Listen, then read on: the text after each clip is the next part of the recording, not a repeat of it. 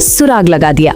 जिस पार्टी ने आम आदमी के नाम पर राजनीति शुरू की, आज वही पार्टी आम आदमी की आवाज को दबा रही है। राज्यसभा सांसद राघव चड्ढा को उनकी ही पार्टी ने मुंह पर ताला लगा दिया है। लेकिन सवाल ये है कि आखिर ऐसा क्यों? क्या गरीब और मजदूर की आवाज उठाना अपराध है या फिर ये कोई बड़ी सियासी साजिश है? चौंक जाइएगा जब सच आपके सामने आएगा। नमस्कार दोस्तों, मैं हूं आपकी दोस्त संगीता देवी और आप देख रहे हैं रिपब्लिक भारत टाइम्स। मेरे साथ है मेरे सहयोगी किस्मत अली। देश की राजनीति में आज एक नया और बेहद दिलचस्प मोड़ आ गया है।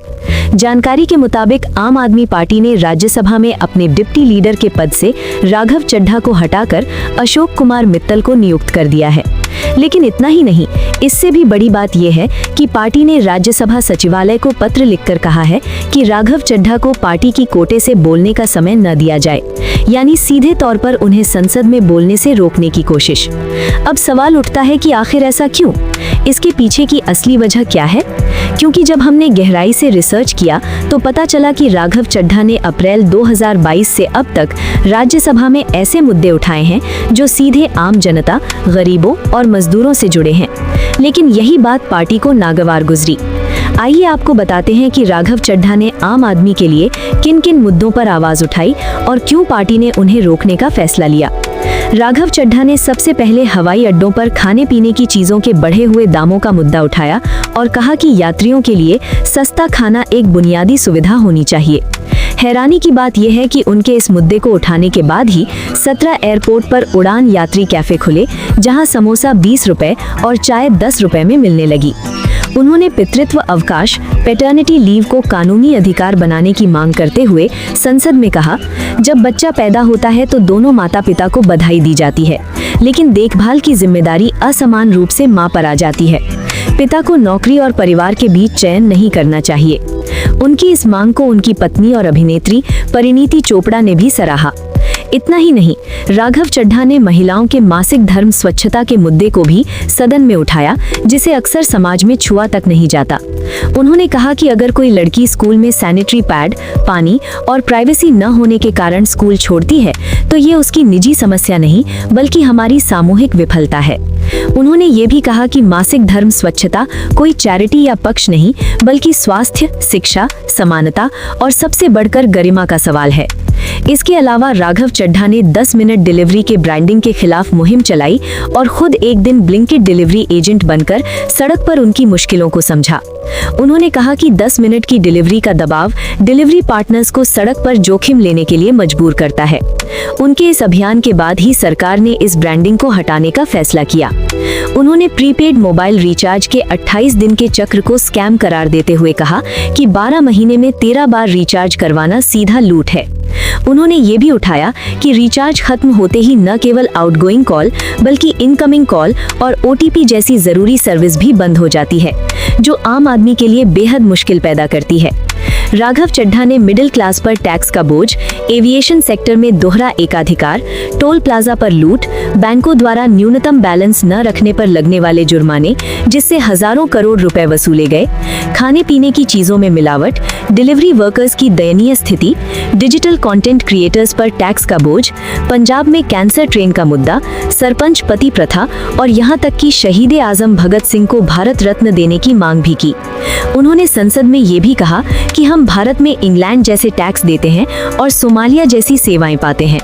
लेकिन यहीं पर असली टकराव सामने आता है। आप पार्टी के नेताओं का कहना है कि राघव चड्ढा लगातार नरेंद्र मोदी के खिलाफ बोलने से बच रहे थे। आप नेता आतिशी ने सवाल किया कि वो CEC के खिलाफ इम्पीचमेंट मोशन पर साइन क्यों नहीं करते। उन्होंने कहा, क्या आप मोदी से डरते हैं? वहीं दूसरी तरफ राघव ने एक इमोशनल वीडियो जारी कर साफ कहा है, क्या आम जनता के मुद्दे उठाना अपराध है?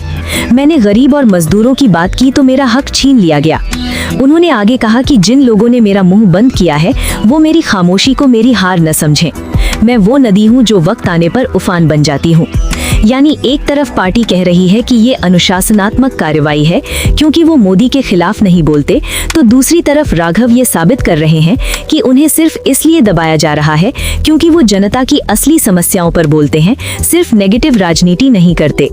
ये लड़ाई अब सिर्फ पार्टी और सांसद की नहीं बल्कि दो सोच के बीच की लड़ाई बन गई है। एक तरफ वो सोच जो हर मुद्दे को मोदी विरोध में बदलना चाहती है, तो दूसरी तरफ वो सोच जो जनता के रोटी बेटी और मजदूर के पसीने का सवाल उठाती है। तो देखिए दोस्तों, सच यही है कि राघव चड्ढा को उनकी सच्चाई की कीमत चुकानी पड़ रही है। वो जनता की बात कर रहे थे और ये बात पार्टी को नागवार गुजरी। हुक लगा दिया था ना कि बड़ा खेल होने वाला है। ये है वो बड़ा खेल। अब ये देखना दिलचस्प होगा कि राघव चड्ढा अपनी इस लड़ाई को कहां तक ले जाते हैं। दोस्तों, अगर आपको ये खबर पसंद आई हो तो चैनल को सब्सक्राइब करना मत भूलिएगा। लाइक कीजिए, शेयर कीजिए और अपनी राय कमेंट में जरूर बताइए। फेसबुक पर हैं तो फॉलो करना न भूलें। संगीता देवी को आपकी राय का इंतजार रहेगा।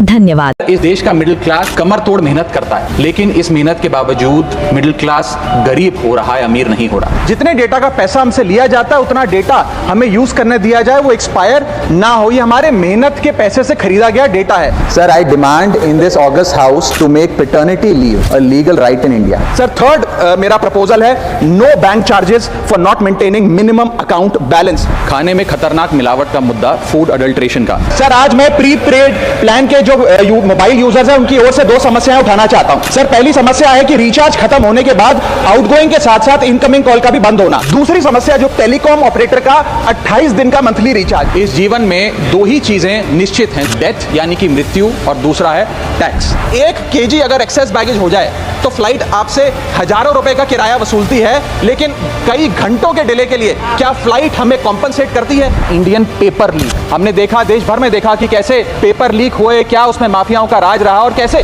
बच्चों का भविष्य आज अंधकार की कागार पे खड़ा हुआ है। क्योंकि एयर पोल्यूशन का सारा दोष देश के किसान पर मढ़ा जाता है। आज मैं उस किसान की आवाज उठाना चाहता हूं। सरकार से मांग करता हूं कि हेल्थ और लाइफ इंश्योरेंस पर कम से कम हम जीएसटी ना लगाएं। ये कोई लग्जरी गुड या लग्जरी प्रोडक्ट नहीं है। सर, आज एयरपोर्ट्स पर खाना इतना महंगा है, क्या इस पर कोई रेगुलेशन नहीं होना चाहिए? क्या कोई अफोर्डेबल कैंटीन का मैकेनिज्म नहीं होना चाहिए?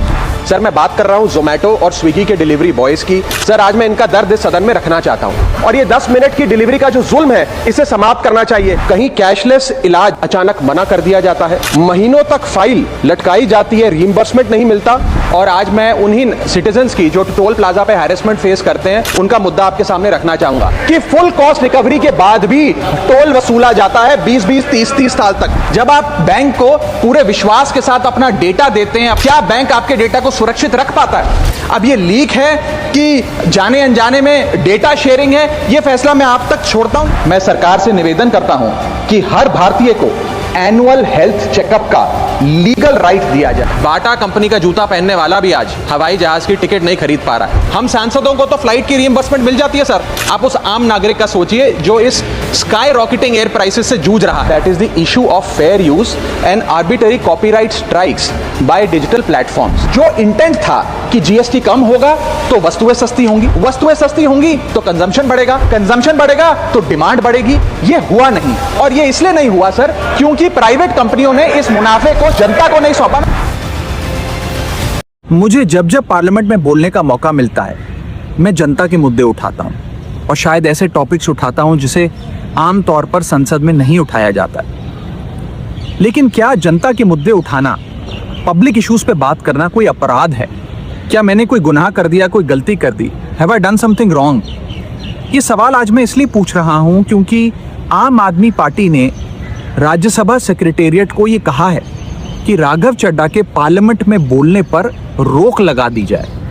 जी हां, आम आदमी पार्टी ने पार्लियामेंट को ये सूचित किया है कि राघव चड्ढा को पार्लियामेंट में बोलने का मौका ना दिया जाए।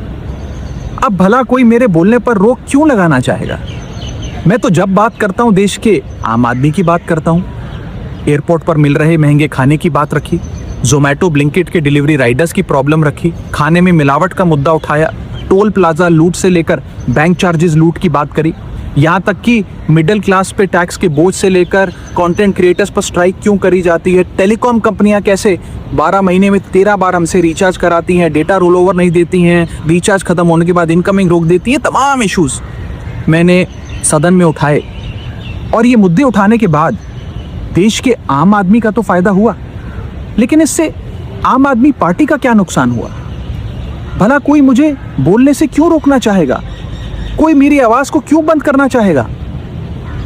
खैर, आप लोग मुझे अनलिमिटेड प्यार देते हैं। मैं जब जब आपके मुद्दे उठाता हूं, आप मुझे सपोर्ट करते हैं, मुझे शाबाशी देते हैं, मेरा हौसला बढ़ाते हैं। मैं आपको कहना चाहता हूं थैंक यू।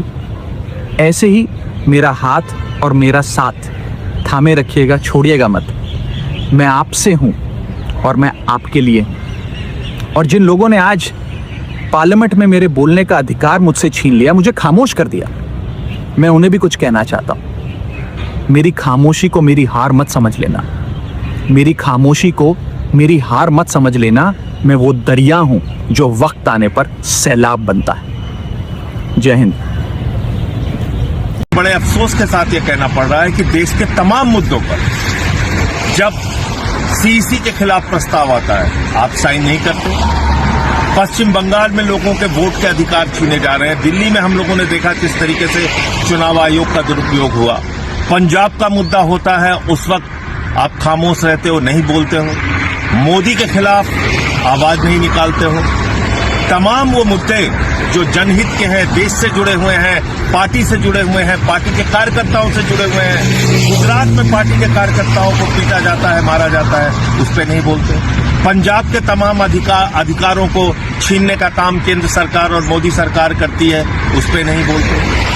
तो ये बहुत सारे मुद्दों पर वॉकआउट करने का मामला आता है, उस समय वॉकआउट नहीं करते। तो ये तमाम चीजें हैं जिसका जवाब देश आपसे चाहता है, लोग आपसे चाहते हैं। जय हिंद।